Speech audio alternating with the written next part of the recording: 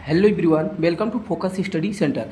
आज आपको मैं बताने जा रहा हूँ जो बोर्ड एग्ज़ाम 2022 में जो क्वेश्चन पेपर पूछा था। आपको मैं दिखा दे रहा हूँ कि यही है साइंस का जो क्वेश्चन पूछा था, देख सकते हैं आप लोग यहाँ पर।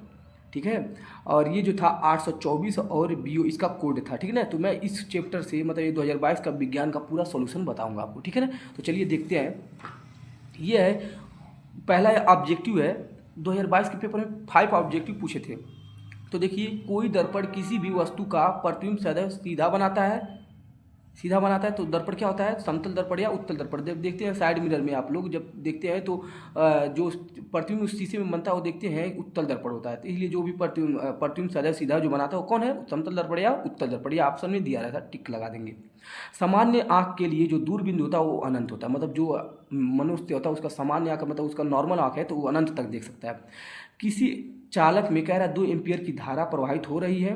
तो कह रहा है 2 सेकंड में चालक में गुजरने वाले आवेश की गणना कीजिए। मान लीजिए कोई चालक है, इसमें कह रहा है 2 एम्पीयर की धारा प्रवाहित हो रही है, वो भी 2 सेकंड तक। तो इसमें कितने आवेश प्रवाहित होंगे ये बताना है। तो देखिए, आई बराबर 2 एम्पीयर, समय बराबर 2 सेकंड, आवेश पूछा है। तो हम जानते हैं कि आवेश बराबर आई टी होता है। ये फार्मूले से आई टी होता है, आई का मान 2 है और टी का मान भी 2 है। दोनों को गुणा कर देंगे तो आएगा 4 और आवेश का मात्र कूलम, तो इसलिए कूलम इस पर टिक लगाना था। ठीक है, नेक्स्ट देखिए, कह रहा है कि प्रेरित विद्युत धारा की दिशा ज्ञात करने के लिए का नियम है। तो फ्लेमिंग के दाएं हाथ के नियम से क्या करते हैं? विद्युत धारा की दिशा ज्ञात करते हैं।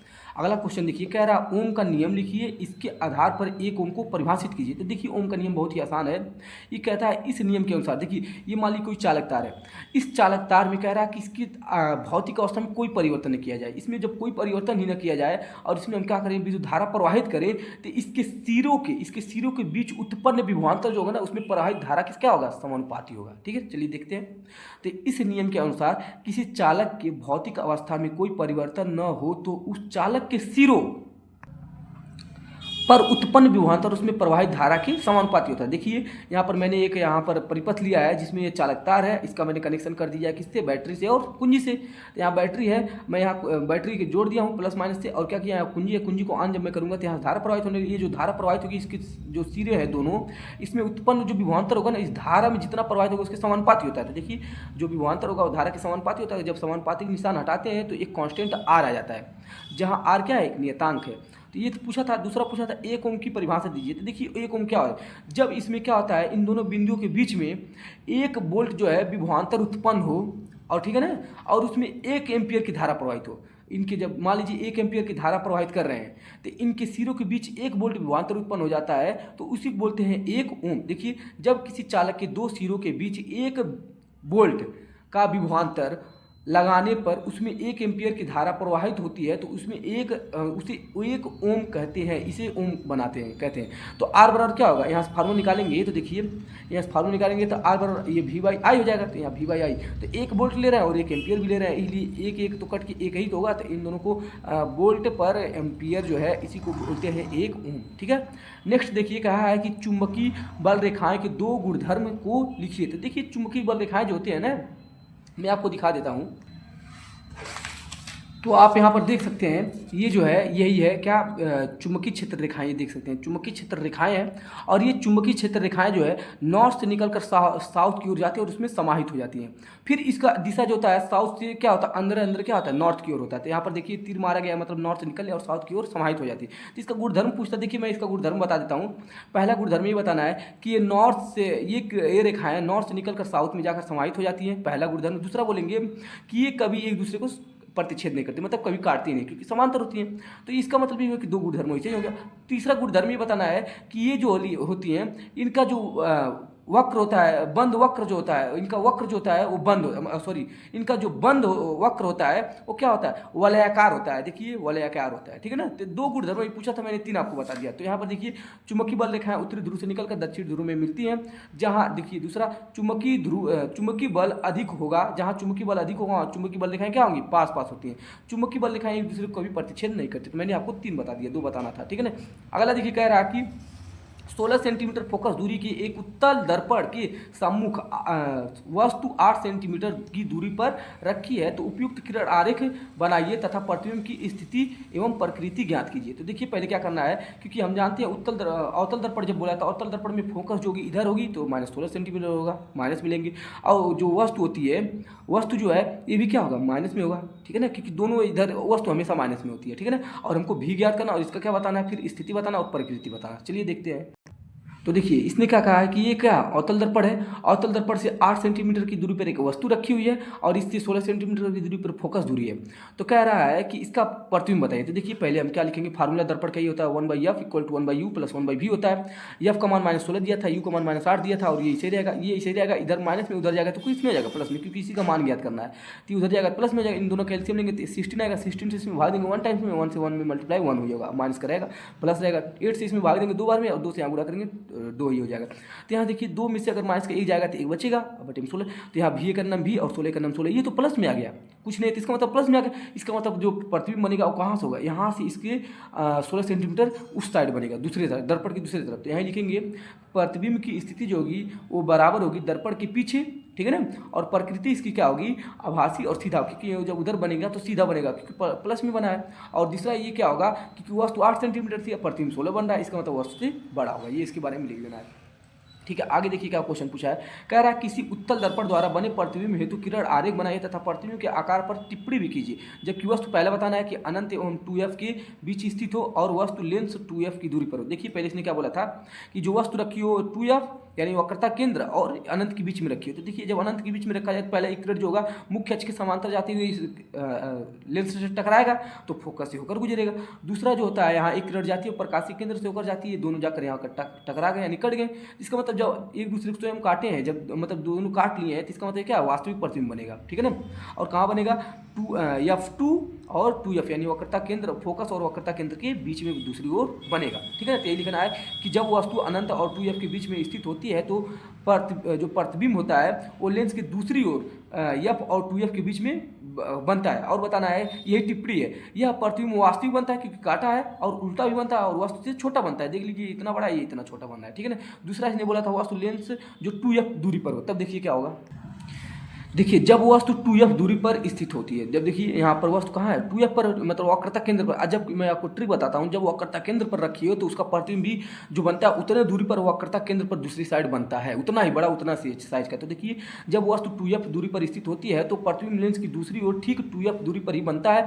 यह प्रतिबिंब वास्तविक उल्टा और वस्तु के बराबर आकार का होता है, ठीक है ना। तो देखिए 2F पर रखा है, एक किरण तो मुख्य अक्ष के समांतर जाएगी, लेंस पर टकराएगी तो फोकस से होकर गुजरेगी, और दूसरा जो होता है प्रकाशिक केंद्र से होकर गुजरेगा, दोनों काटे। तो देखिए यहाँ पर 2F पर ही काटे हैं दोनों, ठीक है। तो यहाँ पर जो होगा इसका जो जितना हाइट इसका होगा उतना हाइट इसका होगा, यही पूछा था इसने, ठीक है।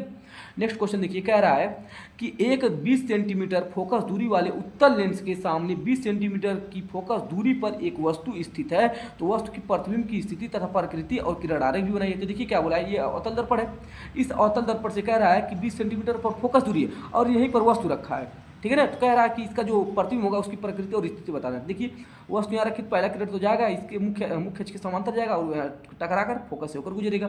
दूसरा क्या होगा, प्रकाशिक केंद्र से जाएगा तो ये टकरा कर यहाँ काट दिए।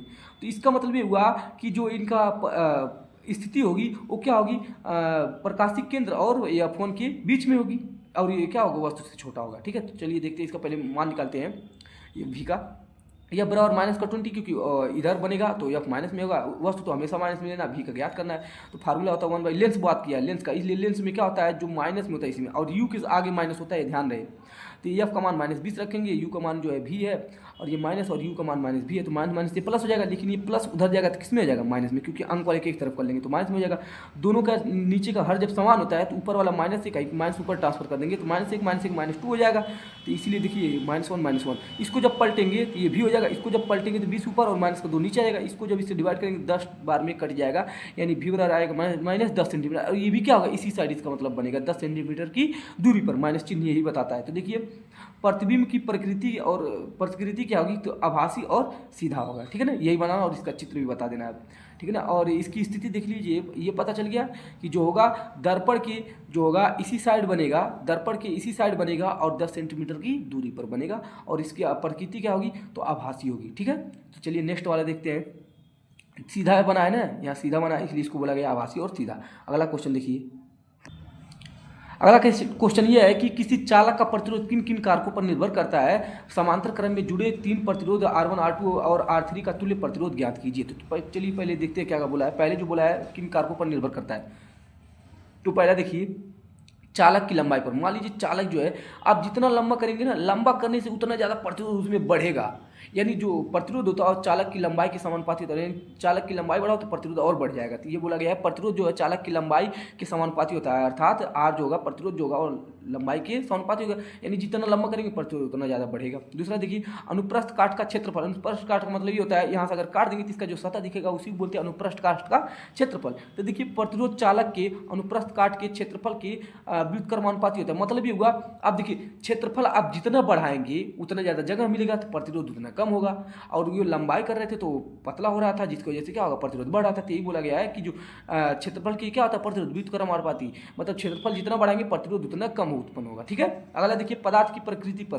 तो जो प्रतिरोध होता है चालक की पदार्थ की प्रकृति या प्रतिरोधकता पर भी निर्भर करता है। देखिए अगर लकड़ी में अगर धारा प्रवाहित करेंगे तो बहुत ज़्यादा रोकेगा, और अगर कोई मान लीजिए कोई मेटल है उसमें धारा प्रवाहित करेंगे तो प्रभावित होने लगेगा, इसलिए पदार्थ पर भी निर्भर करता है। अब दूसरा इसने पूछा था, अभी देख लीजिए तापमान। तापमान में वृद्धि के साथ चालक का प्रतिरोध क्या होता है, बढ़ जाता है। जितना ज़्यादा तापमान करेंगे उतना ज़्यादा चालक का प्रतिरोध बढ़ेगा। अगला पूछा था उसने कि 3 प्रतिरोध R1, R2 समांतर क्रम में, इनका तुल्य प्रतिरोध क्या होगा। तुल्य प्रतिरोध इक्विवेलेंट होता है इसका मतलब। तो ये हमने तीनों को मैंने समांतर क्रम में लिख दिया, इनके एलसीएम लेंगे तो इतना ही आएगा। अब देखिए ध्यान समझिएगा, R1 से इस पूरे में भाग देंगे तो R1 से R1 कट जाएगा तो बचेगा R2, तो इस 1 में R2 से R1 R2 से गुणा करेंगे तो इतना आ जाएगा, प्लस इससे अब इसमें भाग देंगे तो 2 वाला कटेगा, R1 R3 बचेगा, तो यहाँ गुणा करेंगे तो R1 R3 हो जाएगा, प्लस इससे भाग 3 बार में कटेगा तो R1 R2, तो यहाँ R1 R2 हो जाएगा। ठीक है, अब देखिए ये क्या होगा, इसको पलटेंगे, मतलब इसको पलटेंगे तो नीचे 1 हो जाएगा, 1 तो लिखा नहीं जाएगा, इसको भी पलट देंगे तो यही हो जाएगा क्या, तुल्य प्रतिरोध। ठीक है, अगला देखिए, अगला क्वेश्चन क्या है। अगला कह रहा है विद्युत शक्ति से क्या तात्पर्य है। 200 वाट का एक हीटर 250 वोल्ट के मेंस में जुड़ा है, तो गणना कीजिए कि पहला हीटर में प्रवाहित धारा, दूसरा हीटर के तार का प्रतिरोध, और तीसरा देखिए क्या पूछा, तीसरा है 10 वोल्ट में व्ययित ऊर्जा, 10 घंटे में व्ययित ऊर्जा, मतलब 10 घंटे में कितना ऊर्जा व्ययित हो रहा है। ठीक है ना, तो देखिए पहला उसने विद्युत शक्ति पूछा था। तो किसी विद्युत परिपथ में, कोई विद्युत परिपथ है, कह रहा उसमें ऊर्जा क्षय होने की दर को, इसमें उस विद्युत परिपथ में कितना ऊर्जा क्षय हो रहा है उसी की दर को समय के साथ में दर बोला जाता है, को विद्युत शक्ति कहते हैं। तो देखिए ये विद्युत शक्ति की परिभाषा बोल दिया। उसने पूछा था कि जो पी जो दिया था, यानी जो शक्ति दिया था वो 200 वाट है, और जो वोल्ट विभव दिया था वो 250 वोल्ट दिया था। ठीक है ना, तो पहला उसने पूछा था धारा, तो धारा पी बाई वी होता है, तो पी का मान हो गया 200 और ये हो गया 250, 0 0 कट जाएगा, दोनों 4 के पहाड़े में आते हैं, 4 से इसमें आ देंगे 5 के पहाड़े में आते हैं, तो 5 से इसमें 5 चौका 20, 5 से इसमें 5 25 25, और जब इससे इसमें आ देंगे 0.8 एम्पियर आ जाएगा धारा। दूसरा पूछा था प्रतिरोध कितना होगा, तो वी बाई आई होता है, तो वी का मान तो 250 है, आई का मान अभी निकाला 0.8, तो यहाँ 10 हटाएंगे तो यहाँ 0 बढ़ जाएगा, तो ये 8 से इसको काटेंगे तो 312.5 ओम इसका आंसर आएगा। अब देखिए उसने व्ययित ऊर्जा 10 घंटे पूछा, तो पहले हम देखिए ऊर्जा क्या होता है, पहले देख ले। देखिए ई बराबर होता है पी टी, मतलब कितना जो है, कितना शक्ति जो है उस समय के साथ खर्च हो रहा है, उसी को ऊर्जा बोलते हैं। तो देखिए ये हमने शक्ति 200 दिया था और समय दिया था 10 घंटा, घंटे को समय मिनट में, मिनट से सेकंड में बदलेंगे, तो ये हो गया शक्ति, और ये हो गया 10 घंटा को पहले मिनट में चेंज किया तो 60 से गुणा, और फिर सेकंड में चेंज किया, फिर एक बार 60 से गुणा, तो सबको गुणा करेंगे 6 6 1 36, 36 दूना 72, 2 0 3 0 3 1 4 4 1 5 0 लगा दिया, और कार्य जो ये एनर्जी को जूल में नापा जाता है, ये जूल हो गया। अब देखिए 1 किलोवाट घंटा बराबर होता है 3.6 × 10 की पावर 6 जूल होता है। हमको इसकी एनर्जी चाहिए जब, तो क्या करेंगे, इसमें हम क्या करेंगे, इस किलोवाट घंटा में इसको लाने के लिए क्या कर देंगे, इसमें भाग दे देंगे, तो ये जो है इतना आया था 7,20,000 जो आया था, कितना आया था 72 लाख जो आया था, इसको क्या करेंगे इससे इसमें भाग देंगे, तो देखिए क्या करेंगे यहाँ 10 हटाएंगे तो यहाँ 0 बढ़ जाएगा, तो कुल 6 0 हो जाएगा। तो हम इसको ऐसे लिख सकते हैं 10 की पावर 6, और नीचे 10 की पावर 6 था, 10 की पावर 6 से 10 की पावर 6 कट जाएगा, और 36 × 72, यानी उसकी ऊर्जा जो आ जाएगी 2 किलोवाट घंटा आ जाएगी। ठीक है, अगला देखिए क्या पूछा है, कह रहा कि दिष्ट धारा एवं प्रतिवर्ती धारा में क्या अंतर है, विद्युत मोटर की रचना, सिद्धांत एवं कार्य विधि का वर्णन कीजिए। बहुत बड़ा क्वेश्चन है ये, ठीक है ना। तो देखिए, तो आप देख सकते हैं ये जो है 2 2 4 2 6 एक पूरे 7 नंबर का एक क्वेश्चन है, पूरे 7 नंबर का एक क्वेश्चन आएगा, अगर आएगा तो, ठीक है ना। तो 7 नंबर का एक क्वेश्चन, इसीलिए बहुत बड़ा भी होगा, ठीक है ना। चलिए देखते हैं। तो देखिए प्रतिवर्ती धारा और मैंने इधर लिख दिया दृष्ट धारा। पहले अंतर पूछा था। देखिए जो धारा होता है प्रतिवर्ती धारा, धारा का मान तथा दिशा समय के साथ क्या होते हैं, बदलती रहती है। समय के साथ क्या होंगे, ये बदलेंगे, लेकिन ये क्या होगा, केवल दिशा कि इसमें जो होता है केवल दिष्ट धारा का परिमाण बदलता है, मतलब कितना परिमाण का मतलब कोई अंक रहेगा वो कितना बदलेगा ये बताएगा इसमें। ये जो है इसे आसानी से उत्पन्न किया जा सकता है और इसे उत्पन्न करने में कठिनाई होती है। इसमें सुगमता पूर्वक डीसी में रूपांतरित किया जाता है। इसको जो है एसी को डीसी में बदलना आसान है, और इसको कह रहा है कि इसे एसी में बदलने में काफ़ी कठिनाई होती है, ठीक है ना। फिर यहाँ देखिए यह डीसी की अपेक्षा अधिक घातक होता है, और ये कह रहा है ये एसी की अपेक्षा कम घातक होता है। फिर इसमें कह रहा है चालक की सतह पर प्रभावित होता है, और ये जो है यह चालक के अंदर प्रभावित होता है। पहला अंतर, ये डिफरेंस लिखना था।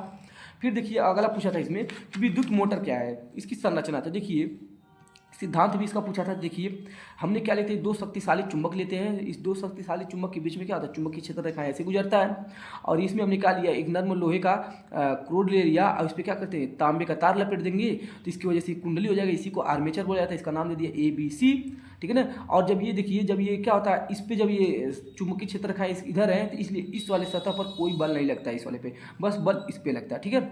और देखिए इनका जो है, इनका जो सिरा होता है लास्ट में जो आते हैं, तो इनका मैं क्या कर देता हूँ कि यहाँ पर दो वलय होते हैं, मतलब ऐसे मान लीजिए इसको पकड़ना है तो दो वलय है इधर से और एक इधर से, तो इसको मैंने बोला हूँ ये वलय है। देखिए ये वलय है, ये वाला, और इसको यहाँ पर एक ब्रूस लगा है, इसको ब्रूस बोले जो इसको पकड़ा हुआ है, ठीक है ना। तो यहाँ पर देखिए जो वलय है XY और जो ब्रूस है PQ है, और इसका संबंध मैंने कर दिया बैटरी से या किसी से, और यहाँ कुंजी मैंने लगा दिया, ठीक है ना। तो ये है इसका संरचना। अब देखिए क्या सिद्धांत में क्या लिखना है, यह विद्युत धारा के चुंबकीय प्रभाव पर आधारित है। ये जो है विद्युत धारा के चुंबकीय प्रभाव पर आधारित है।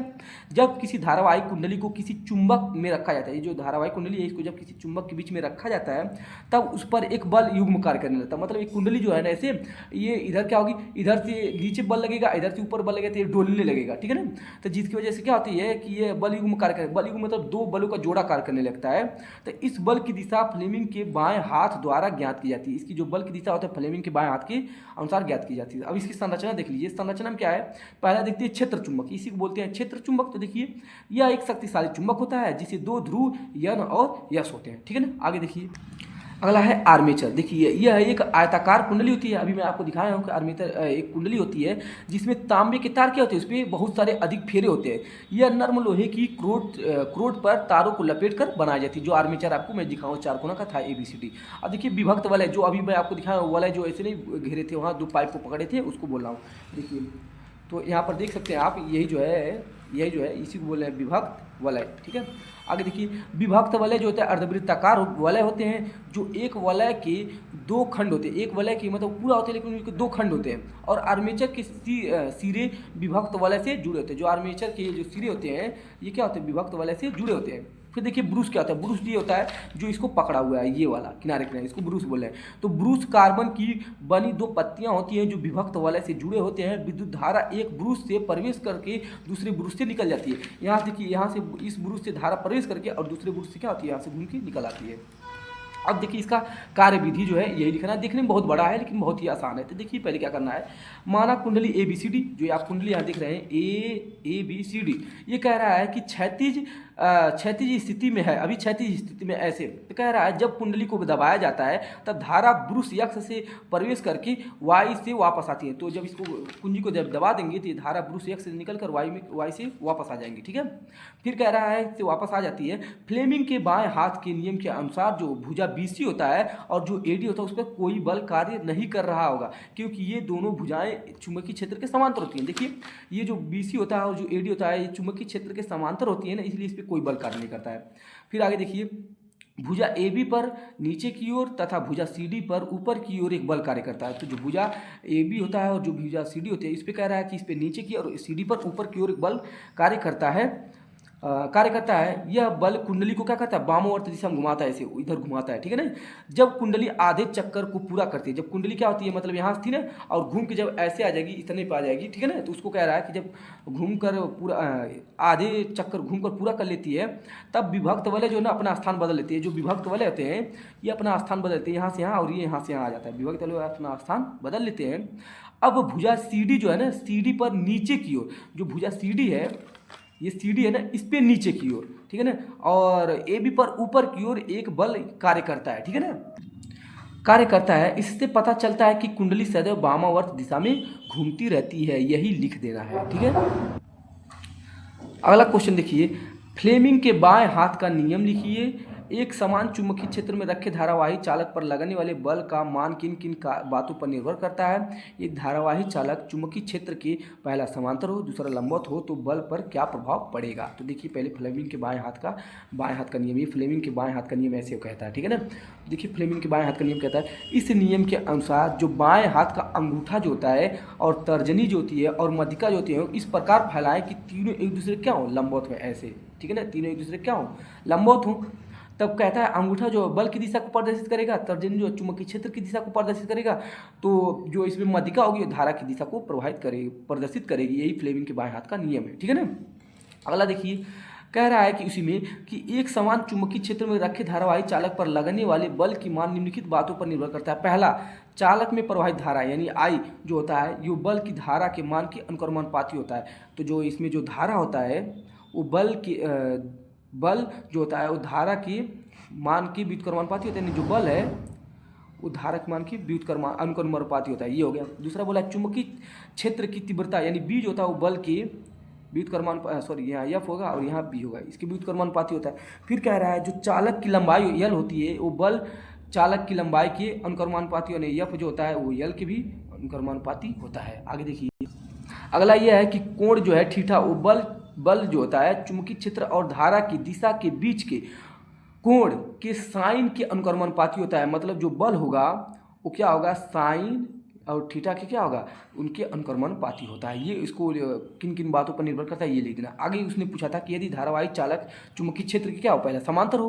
तो देखिए जो धारावाही चालक है ये चुंबकीय क्षेत्र के इस समांतर हो, तो समांतर हो तो 0 डिग्री का एंगल बनेगा। तो देखिए यदि चालक चुंबकीय क्षेत्र के समांतर है तो थीटा बराबर 0 होगा और साइन थीटा बराबर 0 है, अतः बल का मान जो होगा 0 हो जाएगा, क्योंकि 0 है साइन थीटा और जो साइन 0 है उसका मान क्या होता है, 0 होता है, इसलिए क्या होगा, 0 हो जाएगा। लंबवत होता है, देखिए यदि चालक चुंबकीय क्षेत्र के लंबवत है तो थीटा बराबर 90 डिग्री होगा। ठीक है ना, क्योंकि समांतर ये चुंबकीय क्षेत्र इधर और ये उसके लंबवत है तो 90 डिग्री का एंगल बनेगा तो होगा, और साइन थीटा बराबर तो 1 हो जाएगा, अतः बल का मान क्या होगा, अधिकतम होगा उस कैटेगरी में। ठीक है ना, उस कंडीशन में। तो ये ऐसे आपको लिख देना था। अब देखिए अगला क्वेश्चन क्या है, निम्नलिखित में अम्लीय लवण कौन सा है, मतलब ऑब्जेक्टिव आ गया। तो अम्लीय लवण उसमें 4 ऑप्शन दिए रहेंगे, मैं आपको क्वेश्चन दिखा देता हूँ। देखिए यहाँ पर ये आपको क्वेश्चन ऐसे दिया रहेगा, अब आ गया उसमें आ गया केमिस्ट्री में। तो कह रहा है निम्नलिखित में से कौन सा अम्लीय है, तो कौन सा अम्लीय है, जो ये वाला है सोडियम और हाइड्रोजन सल्फेट जो होता है ये क्या होता है, अम्लीय लवण होता है। यहाँ हाइड्रोजन इसकी वजह से आप समझ जाइएगा। ठीक है ना, हाइड्रोजन जो होता है अपने आयनों में टूट जाता है तो अम्लीय है। दूसरा है Fe2O3+2Al और ये जो है एरो A2O3+2Fe। कह रहा कौन सा अपक्रिया है, ऑप्शन में दिया रहेगा तो कहेंगे विस्थापन अपक्रिया। मैं इसका ट्रिक भी बता रहा हूँ। ये जो होता है अगर यहाँ 2 लोग हैं और इधर ये अकेला है तो समझ, उधर भी फिर 2 लोग हैं और ये अकेला तो समझिए विस्थापन अपक्रिया है ये। ठीक है, अब देखिए एल्युमिनियम की सतह पर ऑक्साइड जब परत जम जाता है तो उसको बोलते हैं एनोडिंग बोला जाता है। ठीक है ना, यहाँ पर आप देख सकते हैं ये क्वेश्चन सब पूछा गया है। यहाँ पर देखिए पहला जो विस्थापन है फिर एनोडिंग जो है। ठीक है ना, फिर आगे देखिए, आगे कहता है कि वियोजन अपक्रिया क्या है, इसका उदाहरण दीजिए। चलिए वियोजन का अपक्रिया मैं बताता हूँ। तो वियोजन का मतलब होता है टूटना, और जब कोई चीज़ एक होगा तब 2 में टूटेगा तो वही बोलेंगे जब ऐसी अपक्रिया जिसमें अभिकार एकल अभिकारक टूटकर 2 उत्पादों में परिवर्तित हो जाते हैं तो एक नया उत्पाद का निर्माण होता है, जिसे बोलते हैं क्या, वियोजन अपक्रिया। चलिए देखते हैं। तो देखिए वे अपक्रियाएं जिसमें एकल अभिकारक 2 या 2 से अधिक उत्पाद का निर्माण करते हैं उसे वियोजन या अपघटन अपक्रिया कहते हैं। तो देखिए ये एकल है और इसको जब तोड़ा जाएगा तो यह हाइड्रोजन और ऑक्सीजन में टूट जाएगा। इससे कार्बन डाइऑक्साइड, इसको जब तोड़ा जाएगा तो कार्बन और ऑक्सीजन में टूट जाएगा। तो अगला देखिए फिर पूछा है कि प्लास्टर ऑफ पेरिस बनाने की विधि का उपयोग लिखिए। तो देखिए जिप्सम को 120 से 130 डिग्री सेल्सियस पर गर्म करने पर प्लास्टर ऑफ पेरिस प्राप्त होता है। तो देखिए ये जिप्सम है, जिप्सम के 2 अणु और उसको 120 से 130 डिग्री सेल्सियस पर क्या है टेम्परेचर गर्म करते हैं तो हमको कैल्शियम सल्फेट प्राप्त होता है इंटू जल होगा और प्लस 3 जल के अणु अलग से रहेंगे। ठीक है ना, तो ये जो होता है इसी को हम क्या बोलते हैं, इसी को बोलते हैं प्लास्टर ऑफ पेरिस होता है। ठीक है ना, अब देखिए उपयोग इसका पूछा था। तो पहले बोलेंगे शल्य चिकित्सक में प्लास्टर के रूप में। शल्य चिकित्सक मतलब जब नहीं देखते हाथ टूट जाता है हड्डी उड्डी तो उसमें प्लास्टर करने में। फिर अगला है सांचे व मॉडल बनाने में, कोई चीज़ के सांचा बना है तो भी इसका उपयोग करते हैं। मूर्तियाँ व खिलौना बनाने में, तो यह प्लास्टर ऑफ पेरिस के उपयोग और उसके बनाने की विधि। अगला देखिए अगला है संक्षारण। क्या है संक्षारण के दो उपयोग, उदाहरण दीजिए। तो देखिए संक्षारण क्या होता है, जब किसी धातु होता है ना, कोई धातु, जब किसी धातु की सतह पर ऑक्साइड या अन्य लवणों की परत जम जाती है तो जिससे धातु का क्षय होने लगता है, तो क्षय होने लगता है जिससे क्या बोलते हैं, धातु का संक्षारण बोलते हैं। मान लीजिए है, इसको हम कहीं रख दिए, मतलब वायु के संपर्क में आ गए तो इस पर धातु क्या क्षय होने लगेगा, जिसकी वजह से क्षय होने लगता है उस धातु का, तो इसी को बोलते हैं धातु का संक्षारण। जैसे हो गया लोहे पर जंग का लगना, चांदी का बदरंग होना, ये क्या है संक्षारण की एग्जाम्पल है। अगला क्वेश्चन देखिए, अगला क्वेश्चन ये है कि निम्नलिखित के आईयूपीएससी नाम लिखे थे। आईयूपीएससी नाम देखिए ऐसे चित्र में दिया रहेगा, तो मैंने इसको कैसे लिखा हूँ, CH3 CO CH3। तो आप देख सकते हैं इसमें 1 2 3 कार्बन, 3 कार्बन के लिए प्रोपेन यूज करता है, लेकिन ये कीटोन लिखा है यहाँ पर देखिए, CO कीटोन का ग्रुप होता है, इसलिए इसको क्या बोलते हैं प्रोपेन। यहाँ से ई हटा के ओन जोड़ देते हैं, कीटोन का सफिक्स जो होता है ओन होता है, इसलिए प्रोपेनॉन हो जाएगा, और इसका जो सामान्य नाम होता है एसीटोन होता है, इसी को बोला जाता है एसीटोन। तो ये हो गया इसका आईयूपीएससी नाम। तीसरा देखिए यहाँ पर CH3 CH2 और ये Br, तो पहले हेलो है ना, इसको हेलो बोला जाता है, हेलोजन। तो ये पहले इसको नाम लिख देते हो, ये 1 नंबर पे जुड़ा है तो इसलिए बोलेंगे 1 ब्रोमो, इसको ब्रोमो बोला जाता है 1 ब्रोमो। और 1 2 3 कार्बन, 3 कार्बन के लिए प्रोपेन होता है, सब में सिंगल बॉन्ड है इसमें यहाँ, ठीक है ना, आपकी कोई वो नहीं था इसलिए ऐसा हो गया। तो ये 2 आईयूपीएससी नाम लिखने को आएगा, ठीक है ना। अगला देखिए मेंडलीफ की आवर्त सारणी क्या है, इसके 2 लाभ बताइए। तो देखिए मेंडलीफ की आवर्त सारणी में तत्वों को उनके परमाणु द्रव्यमान के आधार पर व्यवस्थित किया गया था, ठीक है ना, किया गया था, पहले की बात थी, जो इनको बढ़ते हुए परमाणु द्रव्यमान के क्रम में रखा गया था। अब इनका लाभ देखिए कि पहला लाभ यहाँ देखिए, नए तत्वों की भविष्यवाणी करने में, अगर उसकी व्याख्या करने को देता, कहता है कि मेंडलीफ की आवर्त सारणी क्या है, इसकी 2 लाभ लिखिए, तो 2 लाभ लिखिए। देखिए लाभ है नए तत्वों की भविष्यवाणी में, तो पहले देखिए नए तत्व की भविष्यवाणी में मतलब ये होता है मेंडलीफ ने अपनी आवर्त सारणी में अज्ञात तत्वों के लिए रिक्त स्थान छोड़ दिए थे, मतलब उनको जो नहीं पता था उसके लिए खाली स्थान छोड़ दिए थे, ठीक है ना, और उनके गुणों की सटीक भविष्यवाणी की, जिससे नए तत्वों को खोज के लिए सुराग मिला, ठीक है ना, पहले ये था। दूसरा क्या बताना है, संदिग्ध परमाणु भारों का निर्धारण। तो इस आवर्त सारणी की मदद से कुछ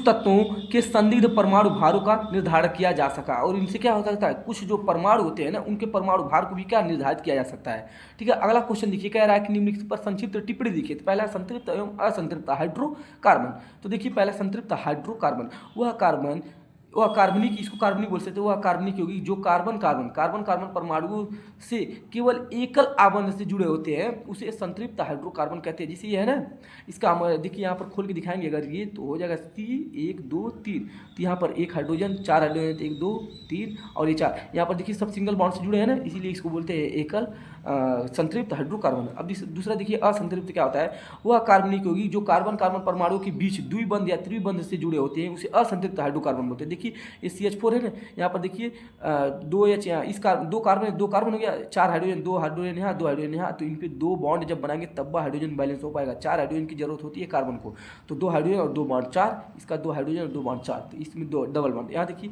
C2H2 का एग्जाम्पल इसका है, तो यहाँ पर देखिए ये 2 कार्बन, तो 2 कार्बन, ये 2 हाइड्रोजन, 1 हाइड्रोजन है, 1 हाइड्रोजन है, तो आपके पास 1 का हाइड्रोजन 3 की जरूरत है, 3 बॉन्ड बनेगा, तो इसी को बोलते हैं असंतृप्त। असंतृप्त में द्विबंध और त्रिबंध दोनों बनते हैं, ठीक है।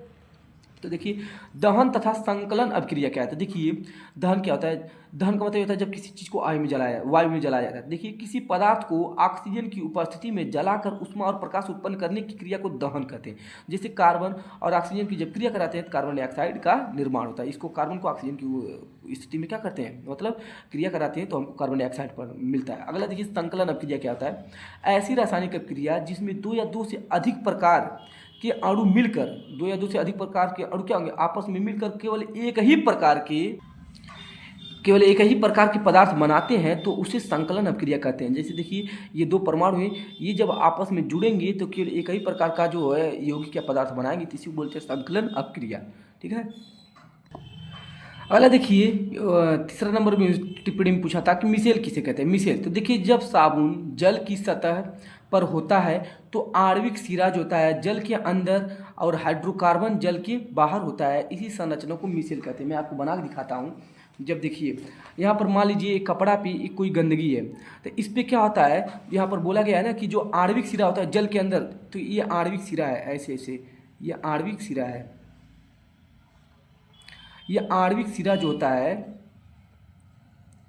आणविक सिरा जो ये है ये जल के अंदर होता है, और ये जो होता है जल के बाहर ये चारों तरफ से क्या होते हैं, घेर लेते हैं, क्योंकि ये जो होता है ना, ये वाला सिरा, ये जो चीज़ होते हैं ना, ये जल के मतलब विरुद्ध होते हैं, तो ये जल से नहीं घुलना चाहते, मिलना नहीं चाहते हैं। और ये जो होते हैं जल से घुलना चाहते हैं, इसलिए बाहर मिलते जाते हैं। और ये जो आपस में ऐसे चिपकना चाहते हैं, तो जहाँ पर भी एक ग्रीस या तेल लगा रहता है, ये जाकर वहाँ से ऐसे क्या कर खखोर के निकाल लेते हैं। तो ये संरचना जो एक प्राप्त होती है ना, इसी को बोलते हैं मिसेल, ठीक है ना। तो यही संरचना बोलते हैं कि हाइड्रोकार्बन जो होता है जल के बाहर होता है, इसी संरचना को मिसेल बोलते हैं, ठीक है।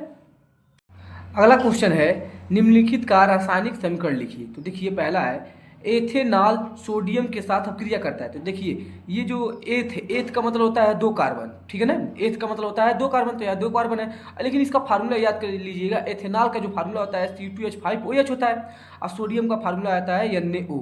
तो देखिए जो होता है ना, सोडियम जो होता है बहुत ही ताकतवर होता है, मतलब अभिक्रियाशील होता है। तो ये क्या करता है, यहाँ से हाइड्रोजन को क्या करता है, विस्थापित कर देता है और अपने उसका स्थान ग्रहण कर लेता है। तो बन जाता है इथाइल।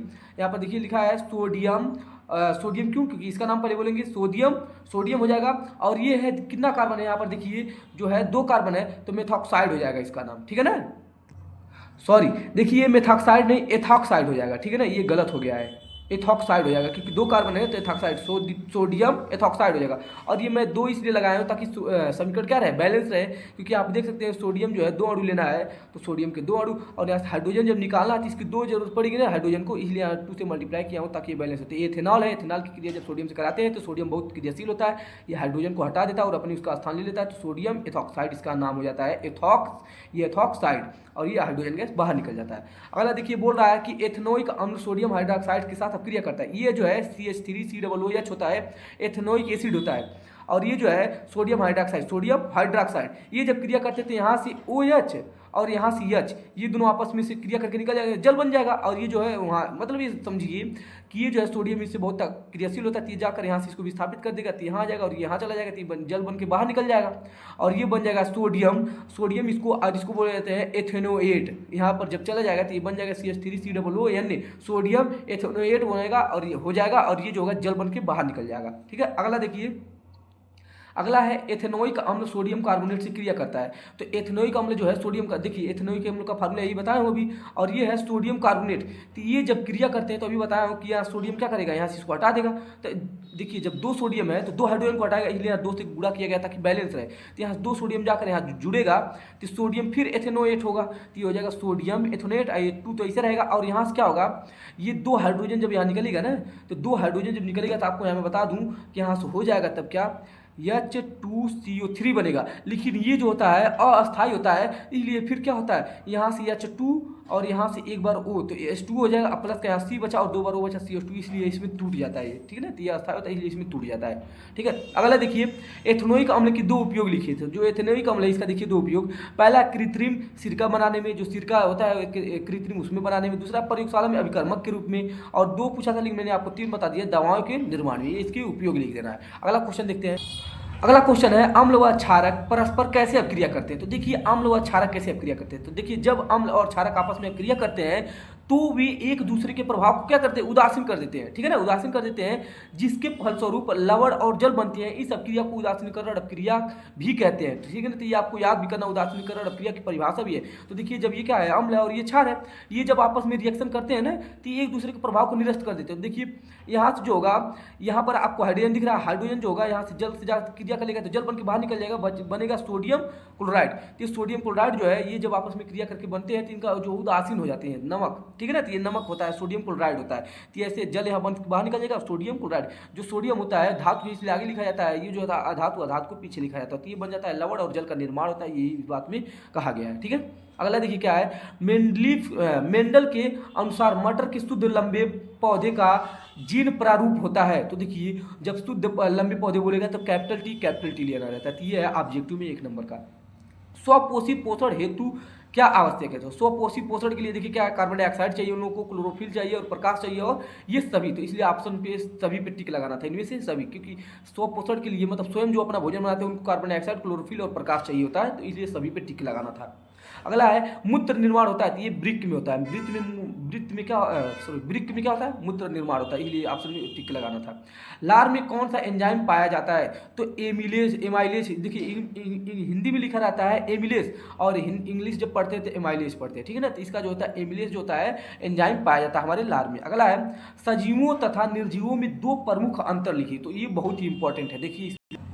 देखिए सजीव और इधर मैंने निर्जीव लिया। सजीव में क्या होते हैं? सजीव में श्वसन की क्रिया होती है, निर्जीव में श्वसन की क्रिया नहीं होती है। सजीवों में वृद्धि होती है, निर्जीवों में वृद्धि नहीं होती है। 2 पूछा था, 3 बता रहा हूँ। सजीवों में प्रजनन की क्रिया होती है और निर्जीवों में प्रजनन की क्रिया नहीं होती है, तो ये लिखना था आपको। देखिए श्वसन क्या होता है, इसकी परिभाषा पूछता है, तो श्वसन की परिभाषा सांस लेना नहीं होता, इतना ही नहीं होता, और भी होता है। देखिए क्या, श्वसन जीवों में होने वाली एक ऑक्सीकरण क्रिया है, ठीक है ना। ऑक्सीकरण का मतलब भी होता है ऑक्सीजन का जुड़ना और हाइड्रोजन का हटना। तो देखिए ऑक्सीकरण अपक्रिया है जिसमें जटिल कार्बनिक पदार्थों का ऑक्सीजन की उपस्थिति या अनुपस्थिति में अपघटन किया जाता है। ऑक्सीजन की उपस्थिति और अनुपस्थिति में क्या होता है? अपघटन किया जाता है, जिसके फलस्वरूप कार्बन डाइऑक्साइड और ऊर्जा जो होती है मुक्त होती है। तो ये परिभाषा आपको लिखना है, ठीक है ना। जब कोई भी हम क्या करते हैं, कोई भी जटिल कार्बनिक पदार्थ हमारे शरीर में जाता है पेट में, तो ऑक्सीजन और ऑक्सीजन की उपस्थिति में या तो अनुपस्थिति में क्या होता है, उसका अपघटन होता है, यानी टूटता है, जिसके फल से जब टूटेगा तो जल, कार्बन डाइऑक्साइड और ऊर्जा मुक्त होगी, जिसके हमारे अंदर एनर्जी आती है और हम कार्य करने लगते हैं। ये देखिए अगला क्वेश्चन क्या पूछा था, एक खुले रंध्र का नामांकित चित्र बनाइए। तो बस चित्र बनाने के लिए इसने कहा था, ठीक है ना। तो देखिए यहाँ पर मैं आपको यहाँ दिखा देता हूँ, ये क्वेश्चन जो है आपको कब कहाँ पूछा है। देखिए ये सब आपको अभी दिखाया कराया हूँ, अब देख लीजिए यहाँ पर कहाँ पूछा है। कि देखिए सजीव निर्जीव में 2 अंतर हो गया। पादपों में जल तथा भोजन का परिवहन कैसे होता है, ये बताना है। यहाँ पर देखिए एक खुले रंध्र का नामांकित चित्र 2 नंबर में पूछेगा, तो चित्र बस बना देना। देखिए खुले रंध्र का मतलब ये जो होता है ना, यही जब है ये खुला रहेगा तो इसको बोलते हैं खुला रंध्र, और जब यही क्या होगा, बंद रहेगा तो इसको बोलते हैं बंद रंध्र। तो दोनों तरह से पूछता है पेपर में। तो देखिए पहले आपको क्या कर देना है, ऐसे बीच की तरह 2 यहाँ पर 2 ऐसे फाकी बना देना है और बीच में जगह खाली स्थान छोड़ देना, क्योंकि खुले बोला है। फिर क्या करते हैं, ऐसे ऐसे करके मतलब यहाँ जो है ये आपको छिद्र बना देना है और यहाँ पर ऐसे पंखुड़ियाँ बना देना है। तो ये जो खुला वाला है इसी को बोलते हैं रंध्र छिद्र होता है। और जो ये आपको दिख रहा है ये वाला चीज़, इसको बोलते हैं द्वार कोशिकाएं बोला जाता है। और ये जो होते हैं हर छोटा छोटा ये दिखाया गया, इसको हरित लवक बोलते हैं। और ये पंखुड़ियाँ, तो ऐसे आपको खुला रंध्र बना देना है, 2 नंबर आपको मिल जाएंगे, ठीक है ना। और ये जो है पेंसिल से बनाना है, पेन से नहीं। अगला है मानव के मादा जनन तंत्र का सचित्र वर्णन कीजिए। अगला देखिए मानव की मादा जनन तंत्र का सचित्र वर्णन कीजिए, ठीक है ना। यहाँ पर देखिए आपको यहाँ बता दूं कि यहाँ पर ये क्वेश्चन प्रश्न छूट गया है। पादपों में जल तथा भोजन का परिवहन कैसे होता है, 4 नंबर का है। इसको मैं वीडियो के लास्ट में करा दूंगा, ठीक है ना, इसका छूट गया है। तो देखिए मानव के मादा जननांग तंत्र का सचित्र वर्णन कीजिए। तो देखिए तो आप यहाँ देख सकते हैं ये मादा जननांग तंत्र है। आप यहाँ देख सकते हैं इस वाले जो भाग होता है, इस वाले भाग को हम योनि बोलते हैं, और यहाँ पर जो होता है इसको बोलते हैं ग्रीवा, ठीक है ना। और यहाँ पर देखिए इस वाले पार्ट को, इतने पार्ट को जो बोला गया है, इस वाले नीचे वाले पार्ट को, इसको बोलते हैं मायोमेटियम। तो ये मायोमेट्रियम है। और इसके ऊपर वाला जो भाग है, ये जो पतला सा दिख रहा है, ये वाला दीवार की तरह दिख रहा है, इसको जो बोलते हैं, इसको बोलते हैं हाँ अंतः गर्भाशय, ठीक है ना। तो ये आपको नाम याद रखना पड़ेगा। ये जो होता है देखिए, ये जो होता है अंडाशय होता है। यहाँ पर देखिए अंडाशय नाम लिखा गया है। तो दोनों तरफ 2 अंडाशय होते हैं, जैसे पुरुष में 2 वृषण होते हैं, वैसे टेस्टिस होते हैं, वैसे इसमें 2 अंडाशय होते हैं। इसको बोलते हैं गर्भाशय नली बोला जाता है, ठीक है ना। और ये बीच में जो स्थान खाली दिखता है आपको, यही होता है गर्भाशय। और उसके ऊपर वाला भाग जो होता है उसको बोलते हैं फंडस। और यहाँ जो होता है, यहाँ जब अंडा निकल के जाता है तो इसको बोलते हैं अंडवाहिका यहाँ पर। और यहीं पर क्या होते हैं, शुक्राणु और अंडाणु मिलते हैं, ठीक है ना। तो ये आपको मादा जननांग तंत्र का चित्र ऐसे ही बना देना है, ठीक है, देख लीजिए। अब देखिए इसमें बोला है मादा जननांग तंत्र में, देखिए क्या लिखना है। पहला इसके बारे में, अंडाशय के बारे में लिख देना है। इनकी संख्या जो होती है 1 जोड़ी होती है, मतलब एक इधर और उधर गुहा की दोनों ओर स्थित होती है। इसमें अंडाणु निकलते हैं। तो देख लीजिए 2 इनकी संख्या होती है और उधर गुहा के इधर उधर होते हैं, और इसमें से क्या होता है, अंडाणु निकलते हैं। अगला बता रहे एस्ट्रोजन, यह द्वितीयक गौण लैंगिक लक्षण होते हैं। देखिए एस्ट्रोजन क्या होता है, सिर्फ लड़कियों में पाया जाता है एस्ट्रोजन। यह द्वितीयक गौण लैंगिक लक्षण होते हैं। मतलब ये होता है कि लड़कियों का जो है जब बड़ी होने लगती है धीरे धीरे, तो उनके क्या होते हैं, उनके कमर पतला होना, सीने का चौड़ा होना और जांघ का मोटा होना, और जो होते हैं गुप्त जननांग में बाल आना। तो ये सभी जो होते हैं ना, ये एस्ट्रोजन के कारण होते हैं। इसी को बोला जाता है द्वितीय गौण लैंगिक जनन होता है, ठीक है। अगला देखिए प्रोजेस्टेरॉन क्या होता है, यह भ्रूण को गर्भाशय से जोड़ता है। जो प्रोजेस्टेरॉन होता है, ये भ्रूण जो होता है ना, उसको इस गर्भाशय से यहाँ से इससे जोड़ता है, ठीक है ना, भ्रूण को। अगला ऑक्सीटोसिन क्या होता है, ये महावरी प्रक्रिया को नियंत्रित करता है। जो पीरियड होता है महिलाओं में, उनको क्या करता है, उस क्रिया को क्या करता है, मतलब उनको कंट्रोल करता है, नियंत्रित करता है, ठीक है ना। अगला है रिलैक्सिन, ये क्या होता है, यह प्रसव पीड़ा को कम करता है। जब बच्चा पैदा होता है उसी बोला जाता है प्रसव पीड़ा, तो जब बच्चे पैदा होते हैं तो बहुत ज़्यादा दर्द होता है, तो ये रिलैक्सिन जो होता है इस पीड़ा को क्या करता है, कम करता है। अगला इसमें देखिए सहायक जनन ग्रंथियाँ क्या है, तो देखिए सहायक जनन ग्रंथियाँ में पहला क्या है, बार्थेलिन। ये बार्थेलिन क्या होता है, ये क्षारीय चिपचिपा पदार्थ का स्राव करता है, जिससे शुक्राणु मरते नहीं है। जब देखिए जब शुक्राणु क्या करते हैं, जब क्या करते हैं योनि में जब जाते हैं, तो उनको क्या होना चाहिए, अगर सूखा रहेगा तो वही शुक्राणु चिपक के क्या हो जाएंगे, मर जाएंगे। लेकिन ये क्या होता है, ये क्षारीय चिपचिपा पदार्थ छोड़ता है, जिसकी वजह से शुक्राणु क्या होते हैं, अंदर आराम से तैर कर चले जाते हैं। अगला देखिए इसमें क्या है, पेरिनियल क्या होता है, पेरिनियल जो होता है यह एक गंध युक्त पदार्थ का स्राव करता है। जो गंध निकलता है इसी से निकलता है, ठीक है ना। अगला देखिए गुणसूत्र किसे कहते हैं, मानव में लिंग निर्धारण प्रक्रिया का वर्णन कीजिए, बहुत ही इंपॉर्टेंट है ये भी। तो देखिए गुणसूत्र क्या होता है, कोशिका विभाजन के समय ये तंतु छोटे मोटे और स्पष्ट दिखने लगते हैं, तब इन्हें गुणसूत्र बोलते हैं। देखिए आप लोग देखे होंगे कि गुणसूत्र जो होते हैं ऐसे करके होते हैं। मान लीजिए कोई कोशिका है, इस कोशिका के अंदर आप लोग देखे होंगे कि ऐसे जो होता है, इसी तरह की संरचना जो होते हैं यच की तरह ऐसे करके, इन्हीं को गुणसूत्र बोला जाता है। टेढ़े मेढ़े बहुत ज़्यादा ऐसे रहते हैं, ठीक है ना, उन्हीं में देखेंगे आप ऐसे बहुत ज़्यादा रहते हैं, इन्हीं को गुणसूत्र बोला जाता है, ठीक है। तो देखिए वही बोला है, कोशिका विभाजन के समय ये तंतु छोटे मोटे और स्पष्ट दिखने लगते हैं, तब इन्हें क्या बोलते हैं, गुणसूत्र बोलते हैं। मानव में लिंग निर्धारण की प्रक्रिया बहुत ही ज़्यादा इंपॉर्टेंट है, और इससे आपको पता भी चल जाएगा कब बच्चे पैदा होंगे कब बच्ची। तो देखिए मानव में बच्चे का, ये गलत है यहाँ से लेकर यहाँ तक, मानव में बच्चे का लिंग निर्धारण गुणसूत्रों के आधार पर होता है। गुणसूत्र ही बताते हैं कि बच्चा होगा या बच्ची होगा। देखिए नर मतलब जो पुरुष होते हैं उनमें यक्ष वाई गुणसूत्र तथा मादा में यक्ष एक्स गुणसूत्र होता है। मतलब ये कह रहा है इसने कि यहाँ पर देखिए 44 और 44, ये मैंने मेल बोला, ये मैंने फीमेल बोला, तो मेल में जो होता है 44 सेम रहेंगे, इसमें भी 44 सेम रहेंगे, बस इसमें क्या होता है यक्स वाई पाया जाता है और इसमें प्लस यक्स एक्स पाया जाता है फीमेल में, ठीक है ना। तो यही मैंने इसी दो को बस बात कर रहा हूँ, ठीक है। तो देखिए नर में एक्स वाई गुणसूत्र तथा मादा में एक्स एक्स गुणसूत्र पाया जाता है। जब पुरुष का एक्स गुणसूत्र और महिला के एक्स गुणसूत्र से संयोग करता है तो क्या होगा, एक्स एक्स बनता है, अर्थात संतान क्या होती है, लड़की पैदा होती है। देखिए अगला देखिए, जब पुरुष का वाई गुणसूत्र और महिला के एक्स गुणसूत्र से संयोग करता है तो एक्स वाई बनता है, अर्थात संतान जो होगा लड़का होगा। इस प्रकार हम समझ सकते हैं कि बच्चे के लिंग निर्धारण हेतु पुरुष के शुक्राणु ही जिम्मेदार होते हैं। देखिए कैसे, ये मेल है ये फीमेल है, मेल में क्या एक्स वाई पाया जाता है और फीमेल में एक्स एक्स। तो देखिए जब पुरुष का भी एक्स आएगा और वहाँ से महिला तो एक्स ही आया ना, ये तो एक्स जब इसका आया तो एक्स एक्स बनेगा, अर्थात गर्ल होगी यानी लड़की। और यहाँ से वाई अगर पुरुष को मिल गया, फिर इधर से एक्स ही मिलना है, तो यहाँ से जब एक्स वाई मिलेगा तो क्या होगा, बॉय। इसका मतलब बॉय जो पैदा होगा पूरा डिपेंड कौन करता है, ये पुरुष करता है, ठीक है। चलिए अगला क्वेश्चन देखते हैं। अगला देखिए क्या है कि अपशिष्ट उत्पाद क्या है, इनके निम्नीकरण के विविध उपायों का उल्लेख कीजिए, 4 नंबर में पूछता है, ठीक है ना। तो चलिए देखते हैं अपशिष्ट पदार्थ क्या होता है और इनकी निम्नकरी विधियों का जो है उपायों का उल्लेख करना है। तो देखिए अपशिष्ट पदार्थ क्या होते हैं, शरीर में मुख्य रूप से प्रोटीन व न्यूक्लिक अम्लों के उपापचय के द्वारा जो होता है नाइट्रोजन युक्त अपशिष्ट पदार्थ का निर्माण होता है।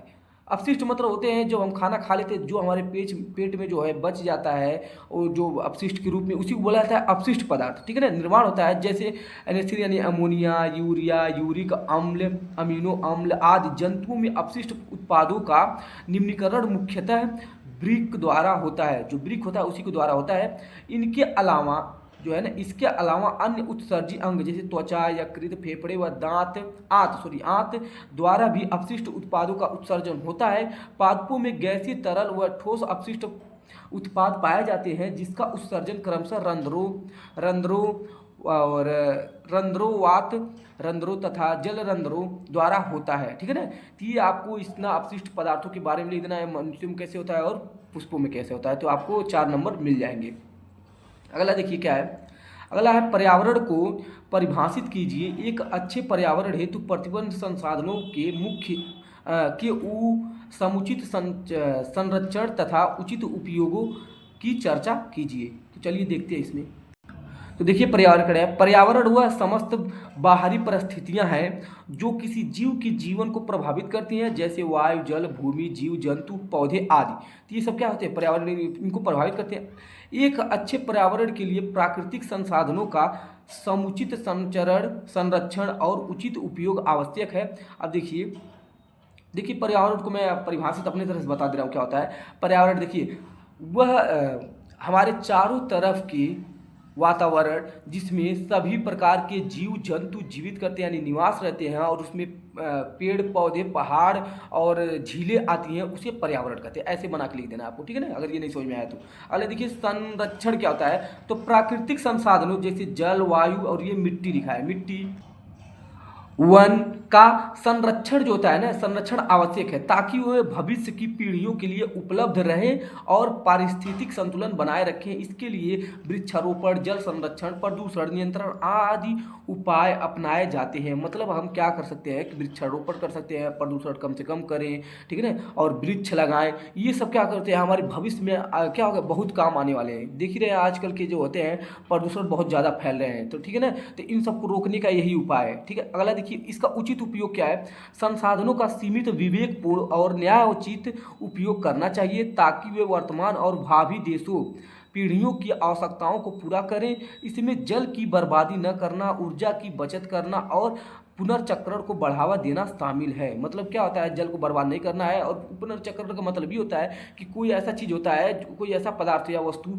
जिसको हम क्या कर सकते हैं, फिर उसका हम क्या कर सकते, रिसाइकल कर सकें, मतलब उसको फिर हम क्या करें, अपघटन करके फिर से उसको क्या करें, फिर उसी को उसी में बना दें, तो उसको बोलते हैं पुनर्चक्रण। अगला देखिए इस क्वेश्चन का इसका लास्ट क्वेश्चन ये है कि ऊर्जा के परंपरागत तथा गैर परंपरागत स्रोतों का वर्णन कीजिए। तो देखिए ऊर्जा के परंपरागत स्रोत वे हैं जिनका उपयोग लंबे समय से किया जा रहा है, जबकि गैर परंपरागत स्रोत आधुनिक और नवीकरणीय हैं। ऊर्जा के स्रोत को दो मुख्य श्रेणियों में विभाजित किया गया है। तो देखिए परंपरागत ऊर्जा के परंपरागत और गैर परंपरागत, ठीक है ना।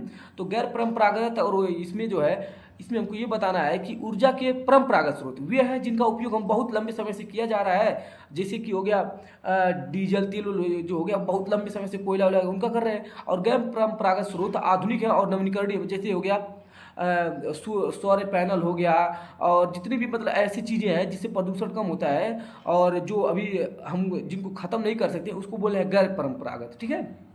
देखिए इसमें क्या है, ये दो प्रकार के होते हैं। पहला परंपरागत ऊर्जा स्रोत, ये ऊर्जा की वे स्रोत हैं जिनका उपयोग आमतौर पर और लंबे समय से किया जा रहा है। ये अक्सर गैर नवीकरणीय होते हैं और इनके उपयोग से प्रदूषण होता है, ये सब जितने हम बताएं आपको, ठीक है। अगला देखिए कोयला, पेट्रोलियम, प्राकृतिक गैस, जल आदि इसके क्या है, उदाहरण है। अगला देखिए गैर परंपरागत ऊर्जा स्रोत क्या है, ये ऊर्जा के नए और आधुनिक स्रोत हैं जो नवीकरणीय होते हैं और पर्यावरण के अनुकूल होते हैं, जैसे सौर ऊर्जा, पवन ऊर्जा, भूतापीय और बायोगैस ऊर्जा और ज्वारीय ऊर्जा आदि। ये सभी जो होते हैं इसको बोला जाता है गैर नवीकरणीय, और इनका जो उपयोग बहुत लंबे समय तक होता रहेगा। इसका जो है लास्ट जो क्वेश्चन बचा था मैं आपको इसी वीडियो में करा दूंगा, ठीक है ना, लास्ट में। चलिए तो इसका लास्ट क्वेश्चन था और मैं वो आपको करा दूंगा। तो आपका लास्ट क्वेश्चन जो बचा था ये वाला, पादपों में जल तथा भोजन का परिवहन कैसे होता है, ये 4 नंबर का क्वेश्चन है। देखिए मैं वही क्वेश्चन यहाँ पर लाया हूँ कि पादपों में जल तथा भोजन का परिवहन कैसे होता है, 4 नंबर का है। तो आप देख सकते हैं कि मैं आपको यहाँ पर एक ट्रिक बता देता हूँ। जैसे मान लीजिए कि यहाँ पर ये कोई पेड़ है,